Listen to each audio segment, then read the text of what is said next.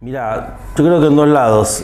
Primero en una biblioteca. Mi casa, si bien mi viejo era una influencia desde el punto de vista político, más bien tirado a gorila, más que izquierda, sí había una gran disposición a libros, sobre todo de literatura, y dentro de eso también de literatura política, o por lo menos mundos que te abrían, no sé, leer a Roberto Arlt en ese momento, al propio Sábato, que ahora tengo otro concepto, etcétera, te permitía entrar a un mundo que después me llevó también a tener inquietudes políticas desde muy temprano. Y después la ciudad, yo era de Bahía Blanca cuando nací. Bueno, creo que vos sabés muy bien que Bahía Blanca es una ciudad muy conservadora, con una impronta militar muy fuerte, con un diario que todos los días, no sé cómo será ahora, pero en ese momento era todos los días a metralla limpia, tratando de instalar versiones y hablando ya en ese momento todavía de la guerra contra la subversión, etcétera. Y eso era como que o te amoldabas o te generaba un rechazo corporal muy grande. Entonces, ya desde muy chico yo empecé a leer marxismo. Me acuerdo del año 91, 90, tratando de agarrar el libro de Lenin, tratando de conseguir libros de Marx. Frecuenté en ese momento un poco al PC, no, obviamente no quedé ahí, y apenas llegué, cuando fui a estudiar a Buenos Aires, apenas entré, dije yo quiero militar y quiero militar en el trotskismo. Fue como muy directo la búsqueda de la izquierda y la búsqueda del trotskismo dentro de eso como una corriente de pensamiento, y hace ya como 20 años, apenas llegué a BuenosIres, empecé a militar en el PTS y aquí estoy.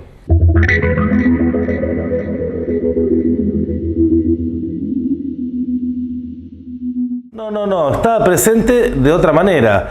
Estaba presente en la historia. Mi familia paterna es una familia de la radical intransigente, de esos que ocultaban, de curas pues, que perseguía a Perón, para que se entienda, o sea, bien de impronta radicheta, y la familia de mi vieja de extracción peronista, pero una impronta menos fuerte sobre mí. Pero sí, la política estaba siempre presente, y sobre todo yo creo que si uno piensa en la época, finales de los 90, el hartazgo con el menemismo y al mismo tiempo la decadencia económica que golpeaba muy fuerte, hizo que muchos, incluso radicales y todo, viren rápidamente una especie de nihilismo, de descrédito absolutamente, y mi viejo fue parte de eso. Bien sabateano, por llamarlo de alguna manera, una visión muy negativa del mundo, etc. Y eso también fue un contexto que, si bien para él, que ya era un tipo más grande, significó en un sentido perder un poco cualquier tipo de esperanza política, para mí esa desazón, etc., fue una búsqueda de decir, bueno, pero tiene que haber alguna otra salida que no sea la decadencia del alfonsinismo de ese momento, obviamente tampoco lo que estaba haciendo el peronismo, que estaba liquidando la economía, etcétera. Entonces fue la búsqueda de la izquierda. Me acuerdo que en ese momento fue Zamora a Bahía Blanca a dar una charla, y yo no expliques por qué, no sé cómo me enteré, pero fui a verlo. Y también creo que musicalmente, bueno, yo escuchaba mucho de Clash, muchas bandas punk que también me llevaban a problemáticas, a inquietudes y a odios que tenían que ver con el mundo de la izquierda. Creo que ya estaba medio condenado a terminar donde terminé, no había mucha forma en lo que buscaba, en lo que decía y en cómo me relacionaba con la sociedad bahiense, que era una sociedad muy, pero muy complicada. Vos me imagino que la debes conocer.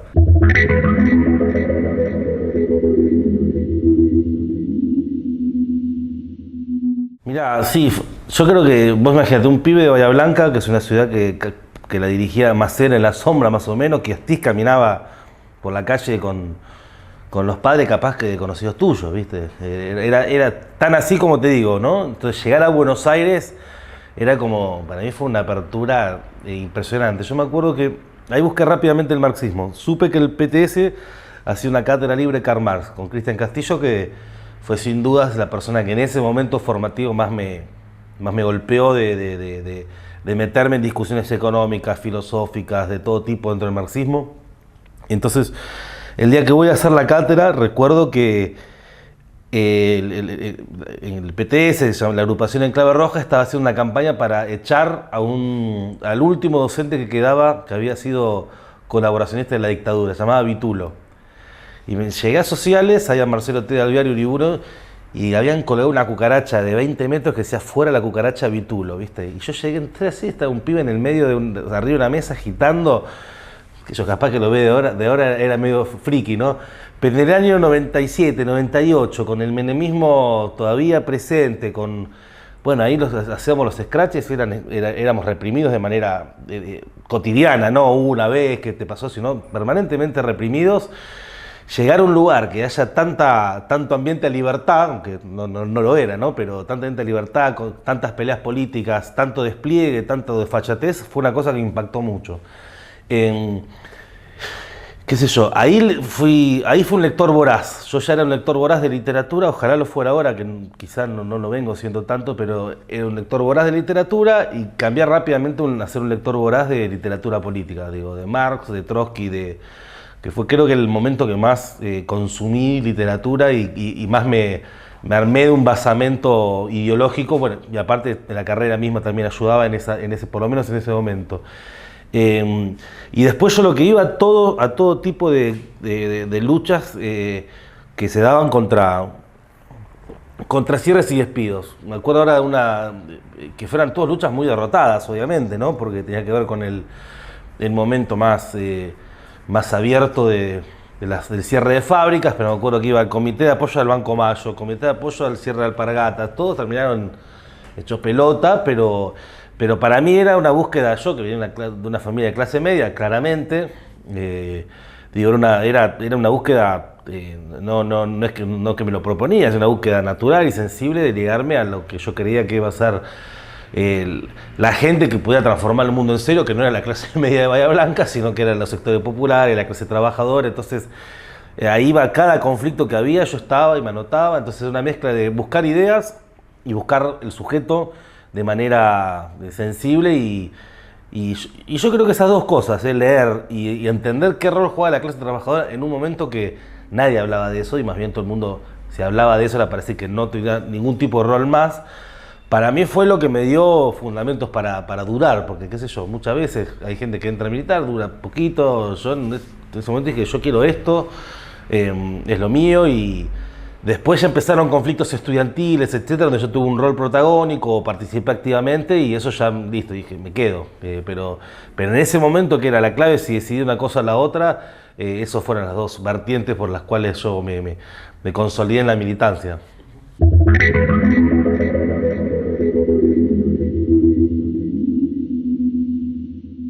Yo vivía a media cuadra del Congreso y era en los días que se discutía la ley 125. O sea que prácticamente mis últimos días los conviví ahí con el Toro Atilio, De Angelis y bueno, y también ahí estaba todo el kirchnerismo cuando fue la votación. Y me vine, pedí el pase del trabajo y yo ya conocía muchos compañeros y compañeras de Rosario, me encantó Rosario, aunque no conocía mucho realmente, pero tenía ganas. Hacía falta dar una mano y me vine, pero durante todo ese tiempo fue mi militancia estudiantil, que fue muy fuerte, que yo la tengo quizá poco presente, pero fue muy importante, porque en ese momento fueron un conflicto, bueno, el año 99 fue el año contra el recorte del menemismo, que fueron movilizaciones enormes, y creo que en un momento donde militar en el movimiento estudiantil capaz que se iguala a dirigir centros bastante vacíos, gestionar el apunte, lo que fuera, y no luchar contra cosas, contra injusticias, contra recorte, lo que fuera, creo que eso fue un momento muy, pero muy rico. Después fue el año 2005, que fue una lucha contra el gobierno de Néstor, que también era sobre todo que le quiso poner un techo a la paritaria docente y se armó un conflicto nacional muy importante. Cuando empezaban conflictos también por paritarias muy fuertes, que ahí fue, no sé si te acordás, el conflicto del Garrahan, eso fue un conflicto también muy importante, con asambleas masivas, y eso también iba formando, iba gestando, iba fogueando a sectores de pibes que Yo ya había visto la primera generación, que muchos terminaron militando, qué sé yo, en los movimientos sociales, como Maxi Darío, que eran todos pibes que nos conocíamos ahí del ambiente militante. Muchos terminaron en los barrios y muchos terminamos en los partidos trotskistas y después de otras generaciones de estos conflictos estudiantiles. De cada una de esas luchas iban surgiendo militantes que vos los ves, ¿viste? Y vos, te pongo un ejemplo, de Axel Kicillof, que terminó en el Ministerio de Economía, hasta un montón de compañeros que terminaron en otros puestos de lucha, amigos míos que terminaron en otras provincias y todo. Fue como eran generaciones que iban asumiendo protagonismo, etcétera, y al mismo tiempo tomando otras responsabilidades. Bueno, en mi casa en ese momento surgió la posibilidad de venir acá a dar una mano, que es una ciudad, una cultura que a mí siempre me ha interesado, y me vine así con el bolsito, sin dudarlo mucho. Apenas surgió la idea, me subí un flete, dije adiós y aquí estamos charlando. Yo me vine acá, me faltaban unas 5 materias, y las fui haciendo una por una de la distancia. O sea, lo terminé allá, porque acá no hay sociología. Y el último laburo que tuve que hacer fue estudiar mucho al Villazo. Ese fue el laburo que tuve que presentar, y por eso es una de las experiencias que más estudié, y que la idea es publicar un librito en los próximos meses.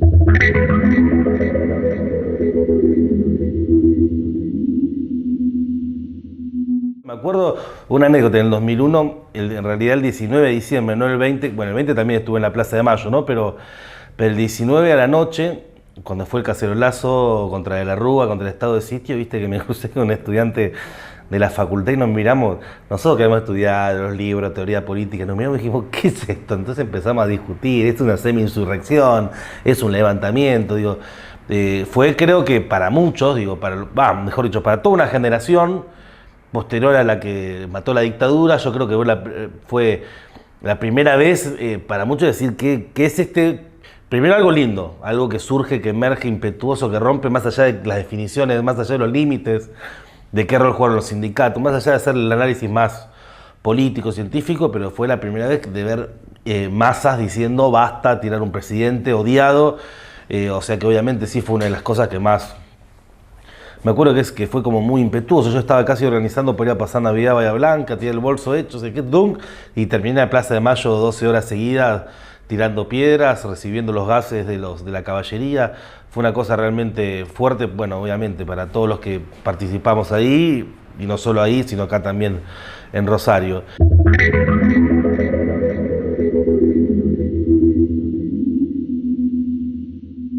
Rosario, lo que me parece a mí, cuando apenas... es una ciudad muy careta, Rosario, no en careta en el sentido... es una ciudad muy bifronte, una ciudad que vos tenés una cultura reconocida incluso mundialmente, o por lo menos a nivel nacional, con su música, con sus cantantes y con su progresismo, más allá del gobierno, ¿no? Con un piso ideológico más o menos alto, de tolerancia a determinadas cosas, al aborto, al rechazo a los militares, etcétera. Pero yo creo que, por lo menos desde que yo la piso y la camino y la habito, veo que ha crecido mucho el nivel de cosas que se oculta atrás de una fachada linda. El nivel de cosas, el nivel de... Yo me acuerdo los primeros casos así sonoros de casos de gatillo fácil, decía, bueno, mirá, qué sé yo, hay un gobierno progresista, digo, pero mataron a un pibe, qué sé yo, una contradicción. Cuando fueron tantos casos, cuando fueron tantos encubrimientos, cuando fueron tantos y miremos para arriba, etcétera, yo creo que hay una acumulación de situaciones de ese tipo, de situaciones de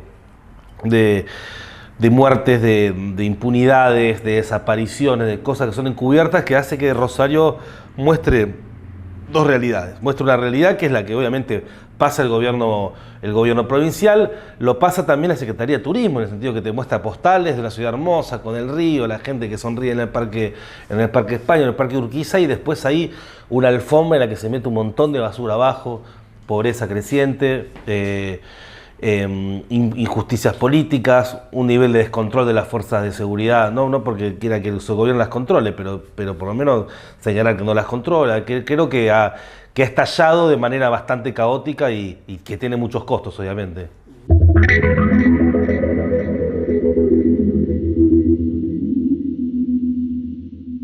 Bueno, vos sabés que Santa Fe es una provincia muy diversa, realmente es difícil considerarla una provincia porque no tiene nada que ver el norte con el centro, los centros urbanos con el campo, o por lo menos las zonas rurales, y ni hablar con el norte, que es una ciudad, que es una región absolutamente diferente, con tierras mucho más pobres que la del sur.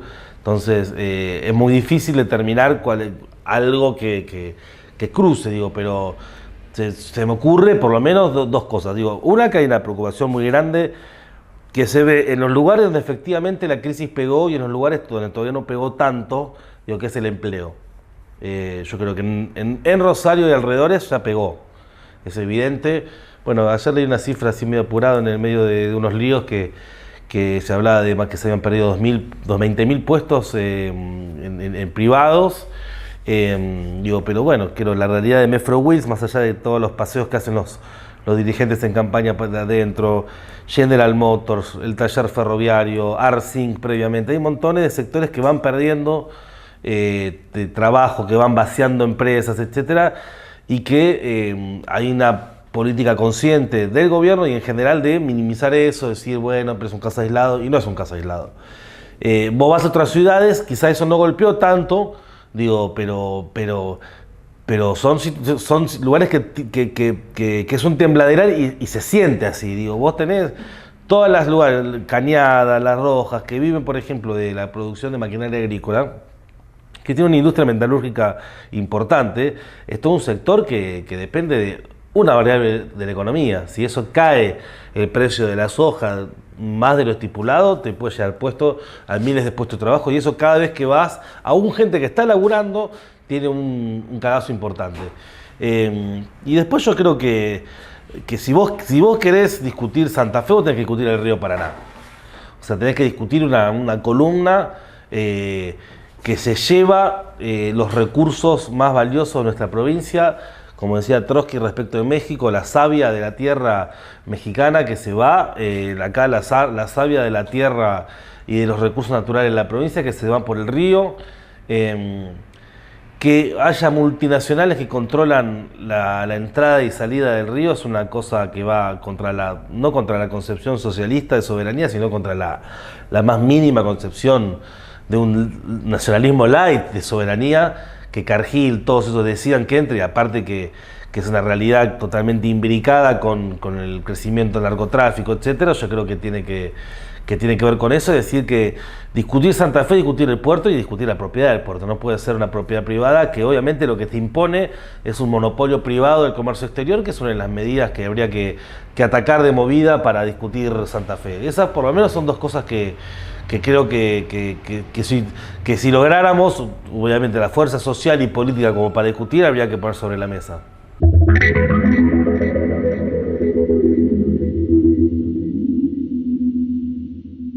Mira, es una alianza política que tiene un eje de independencia política de sectores patronales, o sea, contra los sectores que en su momento apoyaron al campo.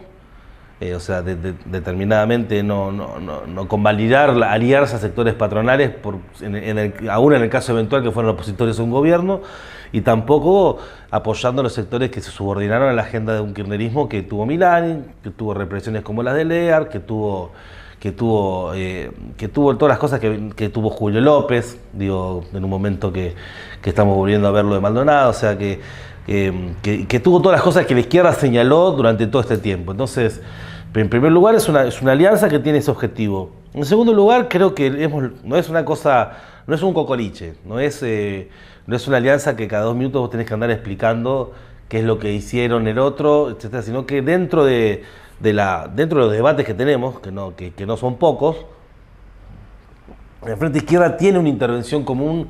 Lo vimos al día de ayer en la marcha de la CGT, donde fuimos un polo común encabezado por los trabajadores de PepsiCo, que le exige a la burocracia sindical que vaya un poquito más allá de sus tímidas medidas que cada tanto se permite tomar. Entonces, por un lado es un frente y que tiene el objetivo y que logró, yo creo, llevar ideas de la izquierda más allá del cero coma que en su momento por falta de recursos, por falta de fuerza, por falta de lo que fuera, logramos, llegamos a una izquierda que en la última elección sacó 1 millón de votos, que tiene personalidades reconocidas a nivel nacional, que tiene idea de fuerza. Yo creo que eso ya, y que tiene continuidad. Digo, somos la única fuerza de cualquier tendencia política que del 2011 hasta ahora tiene un nombre, defiende el mismo tipo de ideas, no cambia a Ciudadano, no cambia a Cambiemos, no disuelve un partido en otro, y yo creo que eso es un mérito muy grande. Después nosotros no queremos una combinación, nosotros somos un partido revolucionario, nosotros queremos tener una herramienta que tanto en sus objetivos estratégicos como en la fuerza social en la que se apoya, pueda permitir torcer en su momento, cuando corresponda, la balanza a favor de que la clase dominante, que no tuvo ningún tipo de empacho en hacer un desastre, una masacre como la del 76, no vuelva a suceder algo semejante y no vuelva a suceder los muertos que hubo previamente. Es decir, nosotros queremos ganar en algún momento. No queremos ganar más salario, no queremos mejorar las condiciones de vida de un capitalismo que es una basura, que hace que la vida sea una condena, que hace que vos tenés tipos que laburan 14 horas, mientras que otros están mirando los clasificados desde hace meses para conseguir algo. Entonces nosotros nos proponemos cambiar la sociedad de raíz. No somos una cooperativa que quiere 10 diputados y que cree que si saca 10, después 20, un día sacar 100 y va a llegar al poder ahí. No, nosotros queremos que la clase dominante es cruenta, que cada vez que hubo una tendencia a correr a la izquierda el eje de pensamiento de los sectores populares, apeló a las herramientas pero más sanguinarias, y lo va a seguir haciendo. Yo no creo que no es una cuestión de cursos de derechos humanos, ni de que desde el Estado le impongas actos en la ESMA o lo que fuera, que eso va a modificar una tendencia, una clase dominante que viene haciendo lo que hace desde la época colonial prácticamente. Entonces, nosotros tenemos una política muy fuerte para consolidarnos en los sectores trabajadores. Yo creo que las caras... bueno, te pongo un ejemplo de la última elección. Digo, la elección de Jujuy, donde Alejandro Vilca, que es un recolector de basura, un referente, incluso opositor al Perro Santillán, que fue muy combativo en los 90, pero ahora está bastante amigo del gobierno de Morales y no denuncia la cárcel de Milagro Salas. O sea, un dirigente sindical, Colla, etcétera, que sea referente de una provincia tan represiva, dirigida por un derechista como Morales, sintetiza un poco qué quiere el PTS dentro del Frente Izquierda. Queremos ser una fuerza que no solamente saque votos, sino que los votos tengan que ver con una construcción dentro de los sectores trabajadores, dentro de los sectores de la industria que están abandonados por la burocracia sindical, obviamente también dentro de la vida intelectual, que somos una corriente, tratamos de ser bastante prolífica, dentro del movimiento estudiantil, pero sabiendo que si no, vos no tenés un peso entre los sindicatos, un peso con corrientes opositoras en los distintos sectores gremiales, docentes, gráficos, todo lugar donde estamos, la izquierda no merece, no va a gravitar, no va a cambiar las cosas, y eso es lo que apostamos, cambiar las cosas de raíz, y la participación en las elecciones en el Frente Izquierda es un eslabón, bueno, hice un guiño ahí, un eslabón, una parte de una pelea de más largo aliento.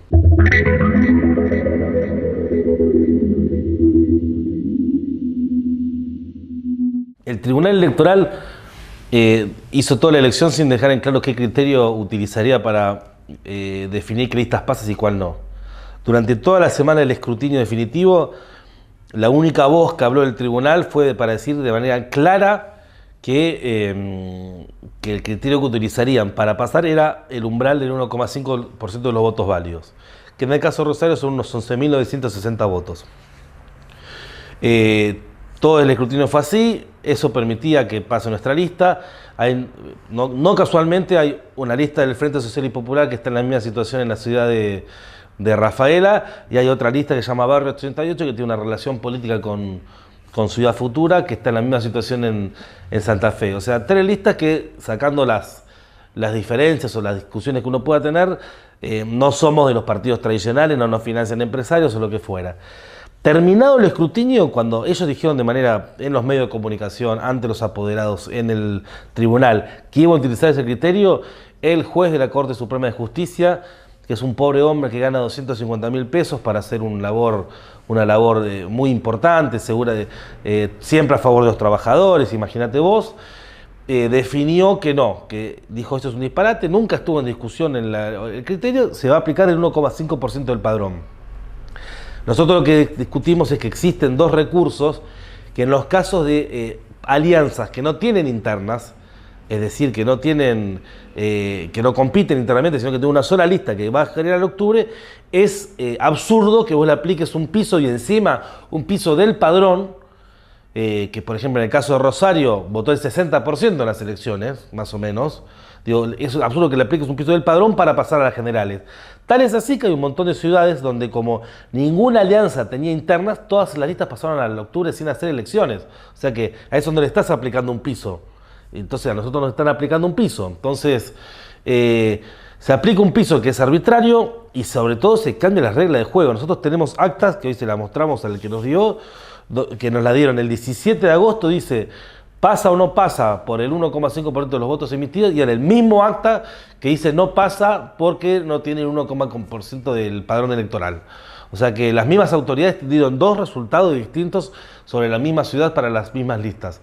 Es un mamarracho, te ponen en una encrucijada porque vos tenés que apelar. Nosotros lo impugnamos hoy, eso a nosotros yo ya pasé a las generales el mismo día de la elección, pero en el caso de la lista de Virginia Grisoliá nos ponen un brete muy grande, pero vos presentás una impugnación que lo definen los mismos jueces porque el jefe del Tribunal Electoral, el titular del Tribunal Electoral es el jefe de la Corte Suprema de Justicia, que es una camarilla judicial de las peores, continuada gobierno por gobierno, que no pagan impuestos que los trabajadores sí pagan, que definen así cuando termine la elección quién pasa y quién no. Es curioso que definan cuál es el criterio que van a utilizar una vez que ya están contados todos los votos. Digo, es una cosa totalmente injusta y veremos qué pasa con esta impugnación. Estuvimos ahí haciendo todo el lío que podíamos, denunciando en los medios de comunicación, nos entrevistamos con el procurador que también tiene que pronunciarse al respecto, Barraguirre, y veremos qué pasa estos días.